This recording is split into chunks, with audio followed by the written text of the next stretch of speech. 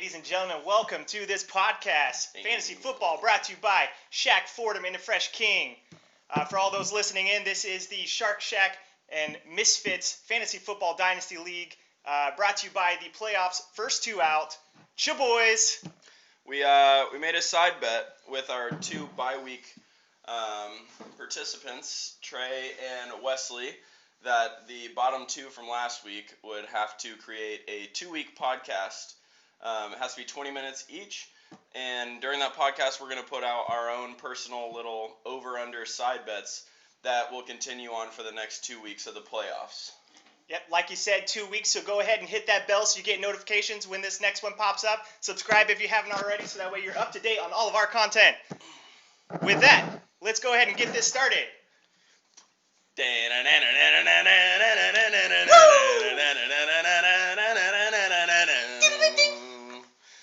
Well, anyway, what a week, huh, Ben?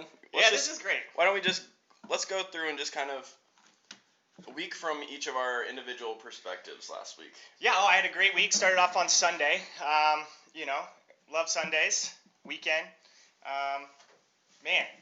Tough week with the fantasy football, though. I know we're both in 2 dynasties, and in our other ones, neither of us made playoffs, so we were riding high on this. Correction. I'm in 3 dynasties, and I'm in the semifinals in one of my dynasty leagues. So Good point. So I do need some credit there. Where it's due. And some help. So we were both feeling good about this the sleeper Shark Shack Misfit League, and both had good rosters and fell into some trouble. Yeah. Bad injuries. I know for me, I look at Patrick Mahomes, who's really, and Stephon Diggs. I'd say the two have been my most consistent players to carry me through. Before this past game for Mahomes, I think he had 2 interceptions on the year, and then he threw 3. So those negative points really add up when you only lose by 1.5 or 2 points. Yep.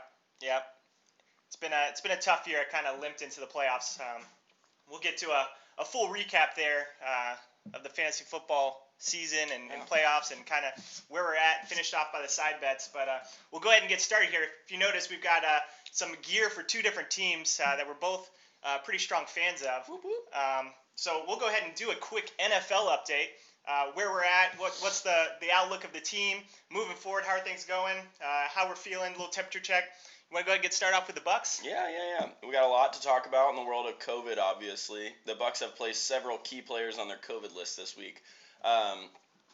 It's kind of we started off at the beginning of the week with our special teams getting hit. So punter, Pinion, Suckup, our kicker, and then maybe our long snapper or holder. It was something critical. Each are on the COVID list and will not be playing this week versus Atlanta, which we're getting into that spot where luckily beating the Vikings was huge for our playoff chances, and it's looking more likely. We've got 2 matchups versus the Falcons. Have to win at least 1, should win 2. But also on the COVID list, we have Rojo and Donovan Smith yesterday was the one that we have to hope that he was not friendly with anybody on the O-line, because we all know that none of them like him. What about you? Oh, man, great year for the Jags. The Jags are always in that participation as far as NFL standings go. It's never really a real race. What we are typically competing for is draft picks, and this year we are on fire for a top pick. It's looking currently like the number 2 pick, but we're all Jets fans for the remainder of the season, and hopefully we can get that number 1 pick. I did see this week that the tiebreaker in record goes to strength of schedule, and the Jaguars have had the softest schedule in the NFL. So if a Jets win results in a one-win season for each team, Jags would get the number 1 pick and go after Sunshine Trevor Lawrence. That'd be fantastic. But also ending up with the 2 picks, not a bad idea here. It's a good year with the quarterbacks, and that is certainly where the Jags will go with that number 2 pick. So Justin Fields, maybe? Justin Fields out of Ohio State would be a nice pickup. He's fun to watch. He's electric. A Georgia transfer. He's right here out of Atlanta in high school. So, it'd be a good, fun guy to watch, see if he can take the team in the right direction. We have fired our general manager, so, that'll be a new addition to the team. I mean, we'll also have most likely a new head coach. We'll get to see where this Jags organization is headed. It's exciting to at least be. We've been terrible for years and years, so it's at least nice to see. Okay, this is a new chapter in this organization. So hopefully a Trevor Lawrence or Justin Fields can and lead us into some new waters to tread. We'll see. Yeah. And so I mean, kind of two totally different opposites here with a playoff pusher and a high draft pusher. But it's kind of just the year that we've seen really around the NFL. Some pretty garbage teams, also some pretty nice high profile teams. The Chiefs are hot. The Steelers have had a good record. Shout out to the boys there that Wesley Jake cheering for those Steelers. I've had lots of wins. Sorry, the lots ladies of wins there. on me. Jeez, we're filming, babe. No, you're definitely right. I mean, ton of really fun wins, and I think just around the NFL as a whole, we got those not necessarily surprise teams, but the ones that have proven that they can play with the big boys. We're looking at the Bills and the Titans, two of my favorite, most explosive offenses to watch. So yeah, a lot to look forward to in this league, especially from young quarterbacks. Yes, young quarterbacks. Last night we had the Thursday night game there with it was 2 nights ago with Justin Herbert going at it. That was fun to watch him go. He's had a heck of a year. It's been fun. Burrow with the injury to kind of end his season early, but was looking nice. Yeah. With a young offense there. T. Higgins was going off too. Yeah, and I mean Tua is showing that as a rookie. I guess he's I wouldn't say underprepared, but coming off the injury, he's got that to go through with his head. But yeah, he's showing that he's gonna be able to play and make an impact. And then obviously we've got Kyler Murray. Oh yeah. The young quarterbacks are really kind of taking the league by storm. It's been fun. Yeah. And I think this year, I mean, a lot of rookie and young wide receivers producing, which isn't always the case. Usually they adjust in 2 to 3 years. But I mean, Justin Jefferson having a year, and T. Higgins blowing up, Brandon Ayuk going off lately. I mean, it's been fun to watch. Yeah. The young guys. It's great for Dynasty fantasy football. I mean, we've got lots of players to cheer for, lots of players to trade and pick. And I mean, looking at Trey's roster, like Metcalf last year, somebody who we all just assumed was overhyped coming out of the draft, and like very clearly has translated to the field just as well as he thought he would. Yeah, not just a gym rat. Silencing the haters. So yeah, kid's a stud. Wish I would have gone after that one. Yeah, so I mean, the NFL's in a great spot, but so is fantasy football. Man, with all these young guys, we've got a fun league here playing in Dynasty. It's really fun to target young assets to try to build your team on future production, but also at the same time competing. Both of us, having a good mix there, being able to compete this year, making the playoffs, not going as far as we'd like, but at least being there in the top 6. And it happens. And we've got youth as well, so it's fun being in football. And maybe we'll take a couple minutes here and talk just about our league specifically. We've got a blend of teams. Some of those bottom feeders. Shout out to Teddy. Teddy, King. Yep, big time season for you there, buddy. Tough year for Mark with some injuries. I know Dak. I hate to interrupt, but Teddy's not going to watch this, so we don't need to talk to him Teddy, too much. You suck. If it's fantasy related, he's not looking. That's fine. Well, whoever takes over Teddy's team, good luck. You're going to have a terrible roster. Oh, yeah, to build that is worth noting.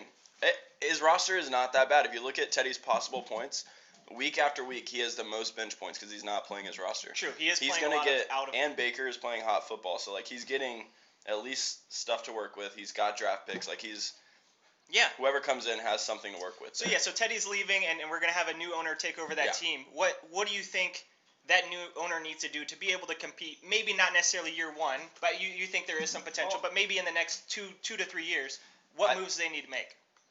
I think they need to really evaluate where their key values are, and like you look at people like OBJ.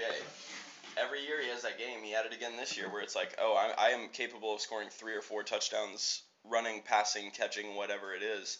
You got to evaluate him, Chubb, and Baker, and know that like those 3 players are going to be good on any roster, but probably not together.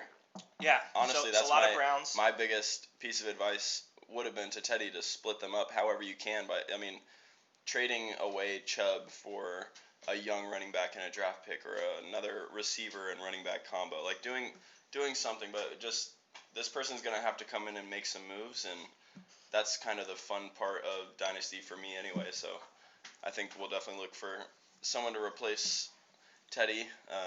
And they're inheriting Tua, someone that we've talked about earlier, young quarterback that looks like he's flashing in Miami. We've got A.J. Brown as a stud at Tennessee. Yes. Big play threat there. Shout out Jameis Colby. on the bench. We'll see. Maybe he takes over for the injured Drew Brees next year. Yep. That could be nice to have, that stable of 3 quarterbacks. And yeah, definitely some talent throughout there that, maybe some trades can happen and really develop that roster pretty quickly. Dynamite. Boom, boom, boom. So we got some drinks here. We got some mimosas. We're doing a morning film. We've got some Raised Donut there off Candler Road. So check them out. We're just having a nice Saturday morning here, talking with you guys. Shout out to our Jameis and Jalen jerseys. Let's no go Knowles. longer with our teams, but forever in our hearts and on our bodies. Absolutely. Oh man, so fantasy football season kind of winding down here. Yeah. A lot of things happened this year. I mean, some injuries really riddled some season. Saquon going out for the year. CMC injured most of the year. Yeah. Dak going down was a huge loss one. there to Mark's team. Right? That is a tough injury to overcome. He was balling out. Lots of good young receivers there with him too. There's definitely been some injuries this year. That first 2 or 3 weeks was like, oh man, who's going down this for the year? Who's going down? Yeah, it was tough. I mean, you look at those bodies not moving in the time of COVID. Yeah. And that's when those injuries happen, is when you try to rush it back, and it clearly happened to a lot of guys. It was definitely a different off season for every team in the league. That is tough. And we also had some trades. I did a few trades that I'd like to quickly discuss here. I mean, having CMC go down early on, I was definitely in a pinch. Seeing where my team was, needing to evaluate. It was hard to tell how many weeks he was going to be out with the high ankle sprain. So I wasn't thrilled about how the team was producing, and I was like, okay, you know what? I'm going to go ahead and just kind of coast this year, see what happens. If I make the playoffs, great. But I'm going to start flipping some of my players for some future picks, and then see, maybe if I'm able to make a run at the end of the year, maybe I make some of those trades, flip him into players. So I ended up sending James Conner over to you, Antonio Gibson over to Trey. Got a couple first round picks back for those, and it was like, okay, I'm sitting okay. I've got some first round picks. If I go into the 2021 draft picking up a couple extra first round rookies, that's okay. But then somehow was poised to land in the playoffs. I was like, okay, I'm gonna make the push here. So I flipped a lot of those picks, and I had James Robinson luckily off of waivers at the start of the year. That was a great pickup.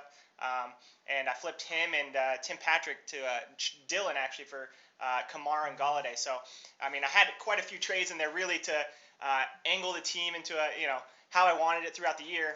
And I'd say, looking back on it, it didn't quite work out as much as I'd liked. I know I was going to talk about that from my perspective. Oh, yeah, let's Looking hear it. at that trade go down, listening to both you and Dylan talk about the trade kind of behind the scenes, not giving any advice. Dylan was very frustrated with me because he kept asking me what I would do in certain situations, and I was very clear. I cannot lead you any direction because I'm also talking to Ben about this trade. But I think the thing about Kamara, you got him, and he was super quiet. But you got to look, I think it was in 2 weeks with Taysom Hill, he had 3 catches. Which with Drew Brees, you're looking at, you've probably got 10 catches there. Yeah. Some of those turn into touchdowns on these long breaks, which he does. Taysom Hill's getting all of the goal line design runs. Yep. Taysom Hill doesn't, in my opinion, look like the permanent replacement in New Orleans. Not that I think it's Jameis either. I just don't think it's Taysom Hill. I think that they're going to recognize they need to stick with pro-style offense to feed Michael Thomas and do the important stuff they need to do. So I think that Kamara trade didn't work out for this postseason, but having Kamara and CMC, I know you know the strong value there. So I don't think that trade was a flop.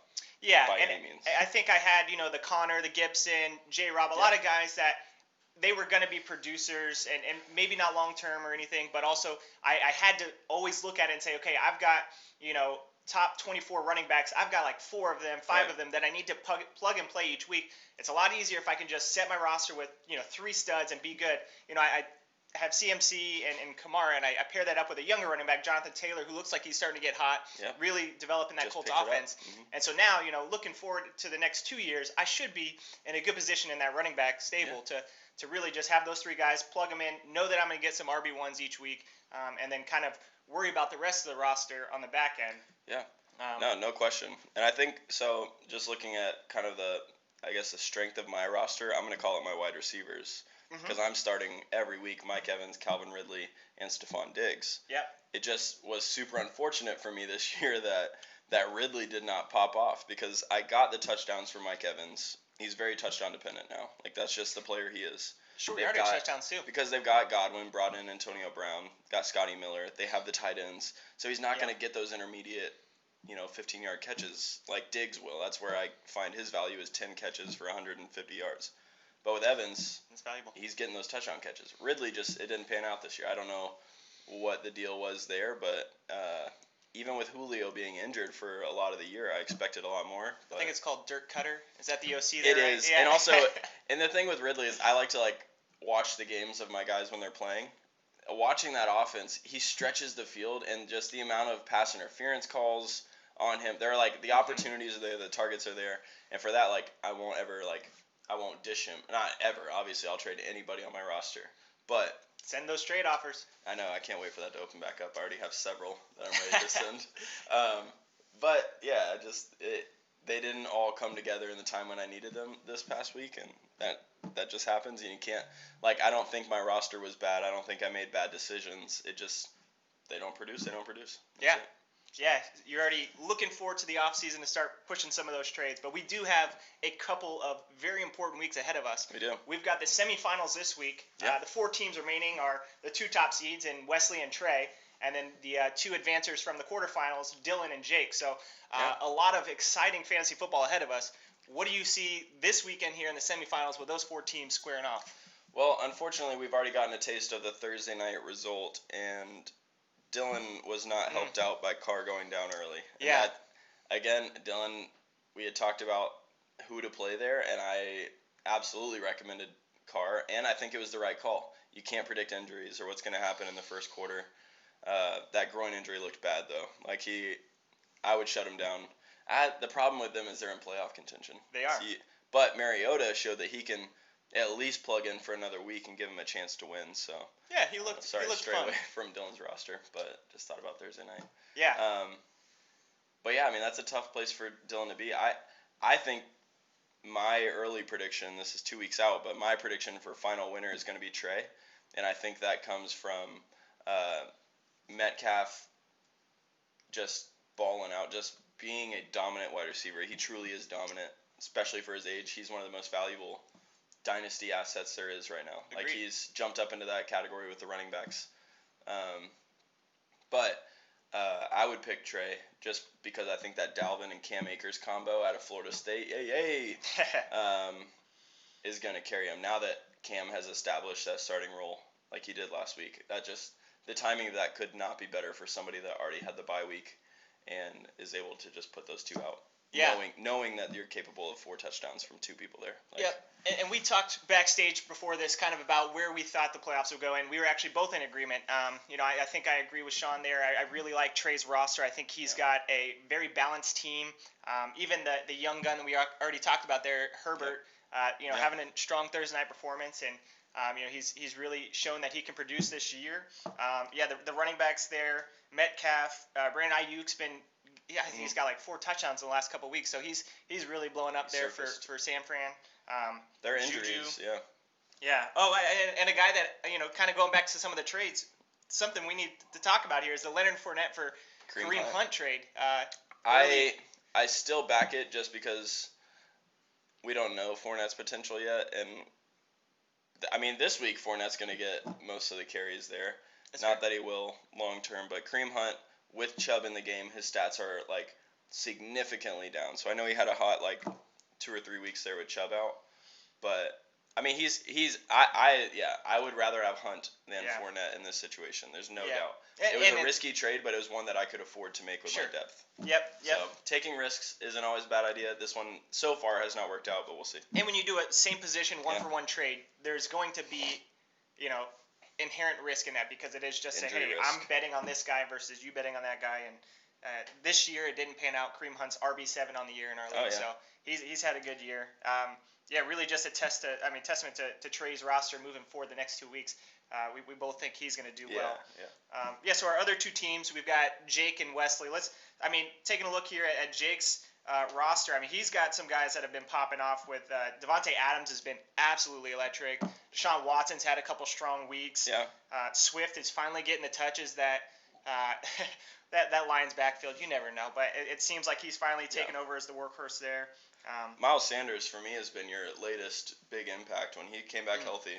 Yeah. I do question that. I think your last flex is Gus Edwards. Yep, we've got Gus here.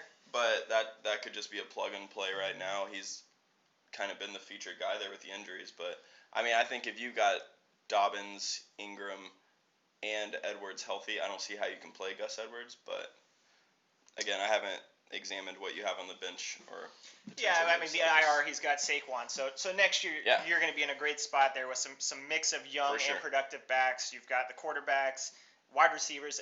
Moving forward, Jake looks like he's good. I think he's going to have a challenge, this week. Yeah, having to play Damian Harris and Gus Edwards there. Hopefully, he's playing the double tight end with Tanyan and Gronk. Maybe get some production. They've been producing at tight end, but it is tough to have to play two tight ends, especially when you're not playing, one of the top 2 or 3 tight ends. And I think some off-season stuff for Jake to look forward to would definitely be Matthew Stafford, because I'm not positive Stafford's going to remain the quarterback in Detroit.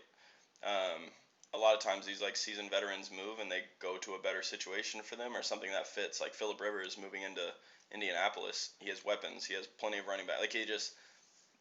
It wouldn't have worked for Phillip Rivers to go to the Jets. He would have retired. You know what I mean? Stafford, I think, is in a similar boat. I think he'll just be in a better situation. Yep. And then our last semifinal team is Wesley. Really been strong at the quarterback position with Russ Cook and Josh Allen, 2 quarterbacks that have been just on fire this year. Got it on the ground, through the air. They've really been producing. And then that group of wide receivers that Wesley has is pretty top notch. Constantly producing, doing very well. And then the last piece there that really allows Wesley to compete week in and out is Travis Kelce. I mean, having a tight end one that is a top 5 wide receiver, if he was a wide receiver, Kelce is kind of a cheat code for fantasy football. Yeah. With those quarterbacks and those wide receivers, I mean, he's lucked out a little bit there at the running back position, playing a bunch of RB2s, and then got some bad luck with Zeke kind of looking like he's on his last few legs here. I don't know. I think that's just the team in general. Yeah, I think fair. the injuries alone. I would say that Zeke is still a top 5 running back in a year. Wow. Okay. I really do. I think he can be a dominant running back there. He's the only one. I mean, I know they have Tony Pollard, but it's not like they have a true 1-2 punch going. Yeah. He's the featured back when that O-line is healthy. And the quarterback play. It changes things. And it's worth noting, Dak is going to be a free agent unless he's tagged, but it seems like they've had opportunities for contract discussions that haven't gone well. Maybe Dak's on his way out, and then it would be very interesting to see what happens at quarterback there in Dallas. That's going to have a lot of impact on Zeke moving forward. I think they got to pay Dak. That's my. Oh, I agree. My thought. Yeah, he looks like a stud. He had a great beginning of the season. Yeah, and you had him on a 3rd round or 4th round contract for the first part of his career before doing some tax. I mean, definitely. Sure. It would help Mark's team. Yeah. Mark would be a big benefit of that with Cooper and CD. So those are the 4 teams. I mean, any projections here about who you think advances? Well, I think Dylan, with Rojo being out this week on the COVID list too, I just think that it's one of those unfortunate situations with Carr and then pile Rojo situation on top. I don't see Dylan actually having a chance this week, but that's in no way, I guess, my evaluation of his team or his future there. Just this week, it's not working out. Yeah. Jake, I know that your players are home run. They're not home run dependent, but the last 6 weeks of the season, you clearly just started getting the touchdowns. The huge touchdowns from Adams and Swift. I think Swift is probably the key reason why you jumped to where you are right now. And you saw it, I didn't, but it worked. I will say in the end, I think I take Wesley and Trey advancing, playing for the championship. I think that they are the 2 best teams right now, given current NFL situations. Those are the 2 best teams to me. Yep, I think I'm in agreement there. They were the 1 and 2 seed as well, so it's pretty chalky, but I think that would be a very fun final as well. Oh, yeah. Pretty electric teams. I would enjoy well following built. it. Yeah. Absolutely. Okay, so that's kind of where we're thinking about the playoffs. We did have a portion of the side bet that with this podcast we would have 5 over/under or head-to-head type matchups that we've sent to the remaining teams in the playoffs, and they've approved it. So we're going to do 5 side bets here. We'll go ahead and read through them, and we'll do it live here where we are going to set the line. Essentially, the way this is going to work is we're going to so we'll take a look at this first one here. Is total points scored by the wide receiver position.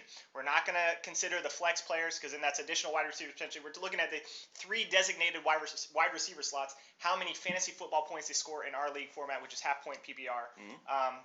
We're going to do this where I say what my projection is. Shawn will say his. We're going to get the median of those two. That becomes the line. If I was the lower of the two, I'm now taking the under on the line that we set. So with that first side bet, we haven't seen each other's predictions here, so we don't know if we're going to have like the exact same score, and we'll have to figure out how we go from there. But kind of just starting this off here with wide receiver fantasy football points. What is your? And this is for all 4 teams.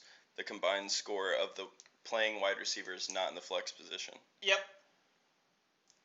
And I've got mine at 133. 133. Just make sure. So 3, 12. Oh, I'm doing all this on the fly. I told Ben beforehand that this is just going to be not well thought out. But I'm going to go with 144. So we will add those two together. Divide by 2.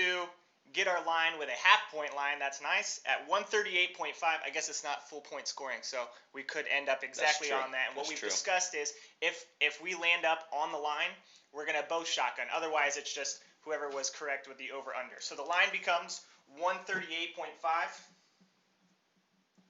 So then I naturally take the over. Shawn has the over, and Ben on the under. Our next side bet is head-to-head higher score. So the way that this is going to work is out of those 4 teams remaining in the playoffs, we're going to select a player that will go head-to-head with the other person's player. Whoever scores more fantasy football points between the two is the winner. So I've already got mine written down. So if you want to go ahead and say who of the remaining 4 teams from their rosters that are playing, you pick your first player who you think is going to be the highest scorer. On this person's roster, who is the player that I think will be the highest scorer? On any of the 4 rosters. Right. So. Yep, exactly. Okay. Hold on. Let me just I need to look at one matchup real quick. And in that moment, I'm going to go ahead and just kind of talk about all of the remaining categories here. Category 3 is going to be total yards gained by the running back. So in the running back position, so only designated running backs, the receiving, rushing yards gained by those 8 running backs. Category 4 will be touchdown scored by the tight end position. So that's going to be the only as designated tight end. I know Jake at least had 2 tight ends there. So whoever's in the tight end spot, I think it's actually Tanyan at the moment. Right. How many touchdowns scored there? And then the last one is going to be interceptions thrown by the quarterback. And in this scenario, we are going to include the super flex. So it'll be 8 quarterbacks. We have had 2 go, and Herbert and Carr, and we've seen that neither of them threw an interception. So really, it's of the 6 remaining quarterbacks, how many interceptions to throw. But yeah, so let's go ahead and look at our head-to-head matchup higher score. So the player that I would choose to score the most would be Aaron Rodgers. Oh, non-quarterback. Fuck. All right, then. Shit. I went heavy after that matchup. Yeah, I could have prepared. Yeah. No, this is a great time to talk about our sponsors here. We've got Yingling, we've got Coors, and then we've also got Andre with our Raised Donut off Candler Road. So great things here to appreciate. Just a nice Saturday morning talking about some fantasy football with you guys. Oh, and also, we've talked about playoffs here, but I mean, this is a great time to talk about what's right behind me here. This is the hardware that you guys are competing for. I mean, you don't need motivation from me, but as the reigning champion, I will say this has been a nice staple down in the basement. Anytime I'm down there watching the game or playing some video games, this has been there next to me, just absolutely motivating me to get that win or to fight harder. This has been very nice to have down there. This is a full 24-inch trophy. It's beautiful. It's got my team name engraved up there on the top line. Year 1 of Dynasty champion. So it's been great to have. I am sad that I'm out of the playoffs and I will not get to keep it. But I am excited to hand this off to the next champion, get their name engraved there on the second line, and let them enjoy it for a year before I go ahead and take it back. But Gentlemen, best of luck to you as you are competing for a beautiful piece of hardware in the playoffs. So, I have my answer. Okay, let's hear. Who is your head-to-head higher scorer? And I hope you have a couple, because if we both pick the top player...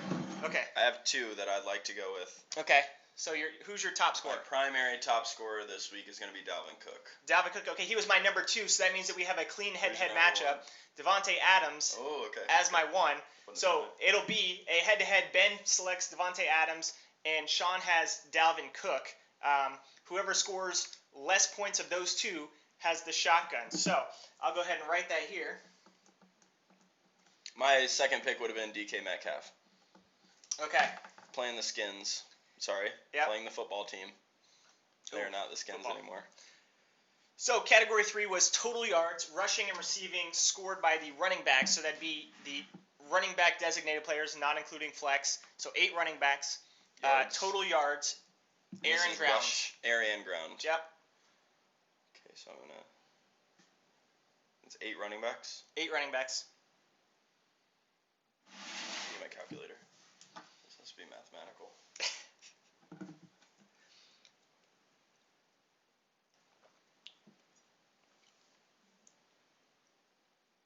No dead time on the air. Ladies and gentlemen, this has been a fun season. This has been a fun side bet.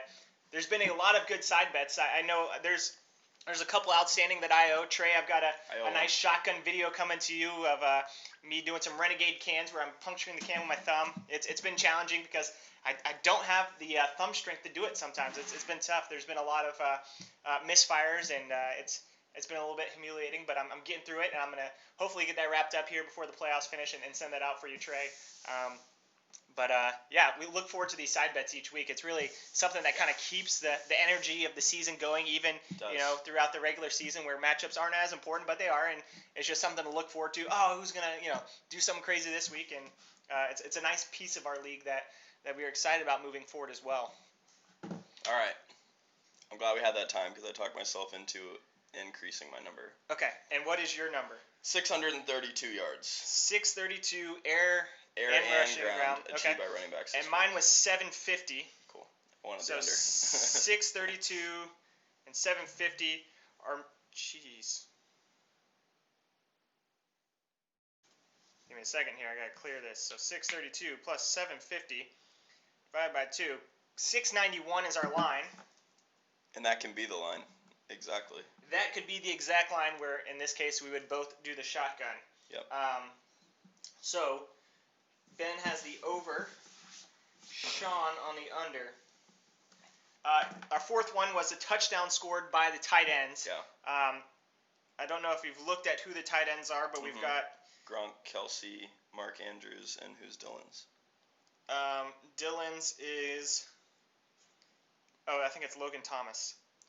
Besides that one, I mean, Gronk was able to come back and have a really strong year as a tight end, but 3 of our top 4 teams have top 6 tight ends, which I don't like to overvalue the tight end position, but to have that, and especially Mark Andrews to me is some strong value. But so what do you think there of touchdowns? Should we answer? Quick check in. Who started it? It was Wesley, Trey. Who started this? We're in the middle of a podcast. Hey, we're filming, boys! Okay, so you started a Snapchat? Okay. Bullshit. Okay, congrats, guys. I don't know how to hang up. Well, congrats for the dub, Wesley and Trey. We'll see if it happens on the fantasy football arena as well. And we're talking about tight ends here, so touchdowns by the tight end group.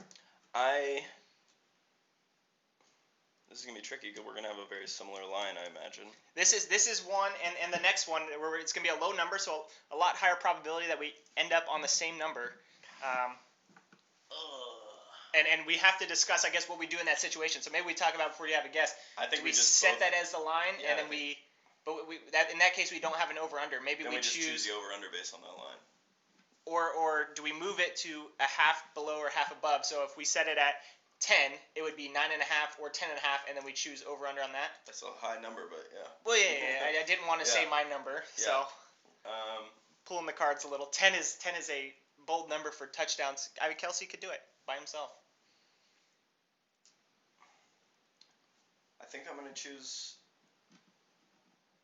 We're not going to have the same line. My choice is going to be 2 touchdowns. 2. Okay. No, this is great.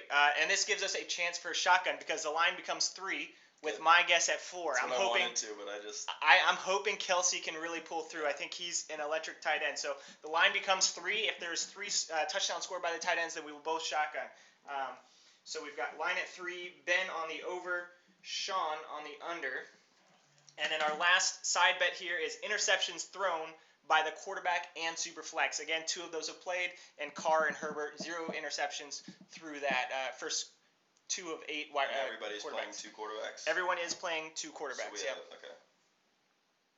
So between 6 quarterbacks, how many picks?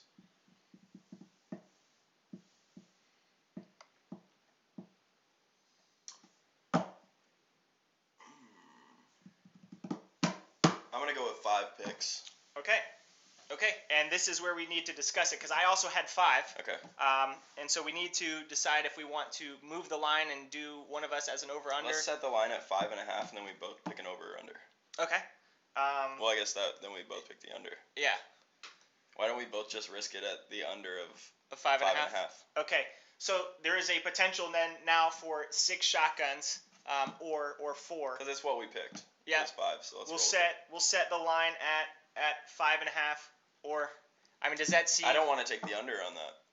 You don't? Yeah, like I lean 5.6 rather than 5.4. I lean 4.5, potentially 3.5.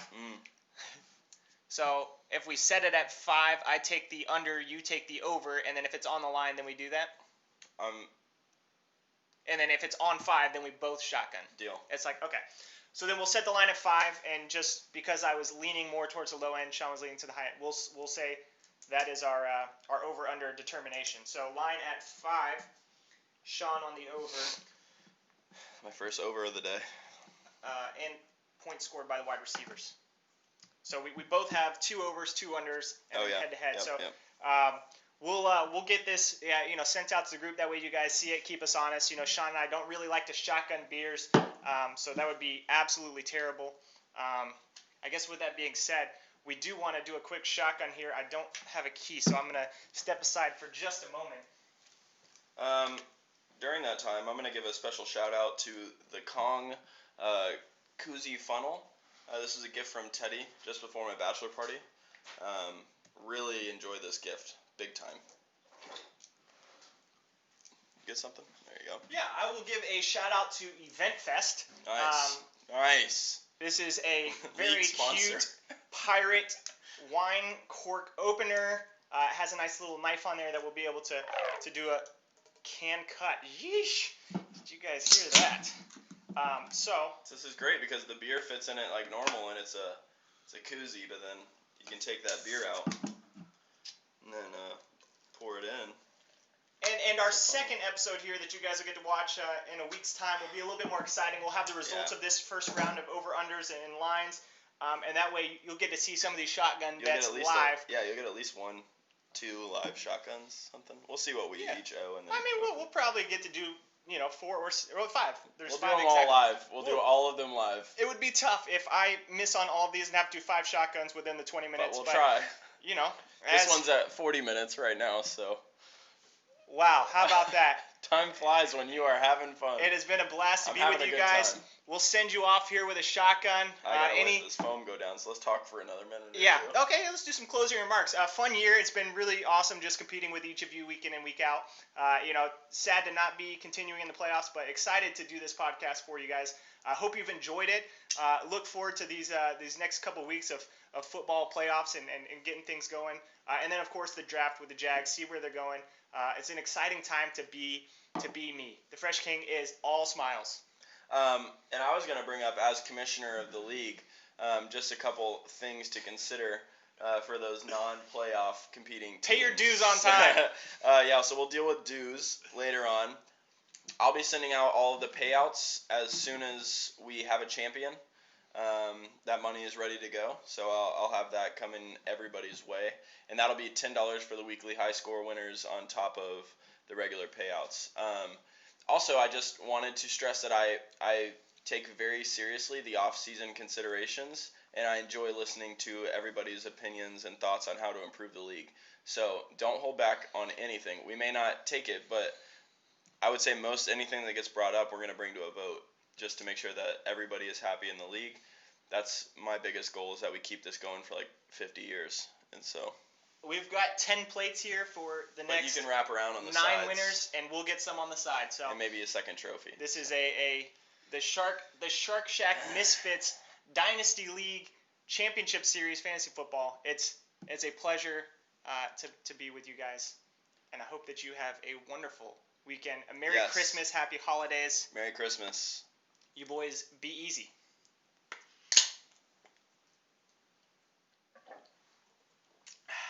Love a good funnel. See you, boys. We out!